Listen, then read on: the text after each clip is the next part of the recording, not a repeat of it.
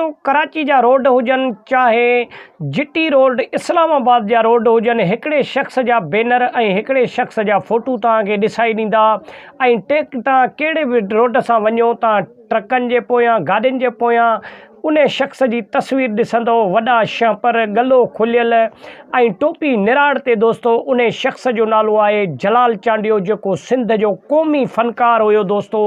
जेको पंजाब हिंद सिंध बल्कि पूरी दुनिया में मशहूरु हुयो जलाल चांडियो पंहिंजे दौर में ऐं जलाल चांडे जा एॾा एल्बम ऐं एॾा परस्तार हुया दोस्तो ट्रक ड्राइवर थिया या वैननि जा कोचनि जा ड्राइवर हुया दोस्तो उहे जलाल चांडे खे ॿुधण ऐं ॾिसणु पसंदि कंदा हुया सिंध जो त हिकु बहितरीनु फ़नकार हुयो सिंध जा माण्हू त जलाल चांडे सां मोहबत बि कंदा हुया ऐं जलाल चांडे खे ॿुधंदा बि हुया लेकिन पंजाब थियो वज़ीरिस्तान थियो चाहे बलोचिस्तान थियो या दुनिया जा ॿिया कुंड थिया उन्हनि में बि जलाल चांडे खे ॿुधो वेंदो ऐं जलाल चांडे खे घुरायो वेंदो दोस्तो जलाल चांडे ॿाहिरनि मुल्कनि जा बि दौरा कया ऐं ॿाहिरनि मुल्कनि में बि जलाल चांडे खे माण्हुनि मधु कयो घुरायो ऐं उते बि जलाल चांडे खोड़ सारा रील कया ऐं प्रोग्राम कया दोस्तो ऐं उनखे पज़ीराई मिली त दोस्तो जलाल चांडियो हिकु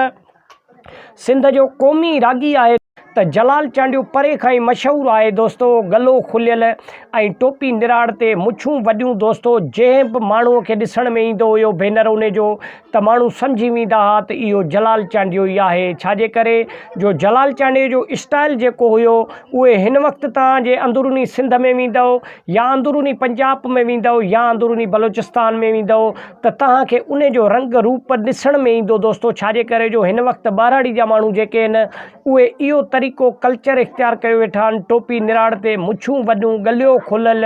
त इहो ईअं पियो माना मुशाबे थिए त असां जलाल चांडे जे मुशाबे आहियूं त पोइ इन जे करे माण्हू जलाल चांडे खे आइडियल बि सम्झंदा आहिनि त दोस्तो जलाल चांडे जूं खोड़ सारा किस्सा ऐं खोड़ सारा वाक़िया मशहूरु आहिनि ऐं इनशा कोशिशि करे असां तव्हांजे लाइ नवां नवां वाक़िया ऐं नवां जेको आहे सो किस्सा हिन चैनल ते खणी ईंदासीं चैनल किथां सुठो लॻे लाइक ऐं शेयर कयो चैनल खे सब्सक्राइब करे ऐं सुठो कमेंट ॾेई पंहिंजे राय जो इज़हार लाज़मी ॾींदा वॾी महिरबानी मिलंदासीं नेक्स्ट वीडियो।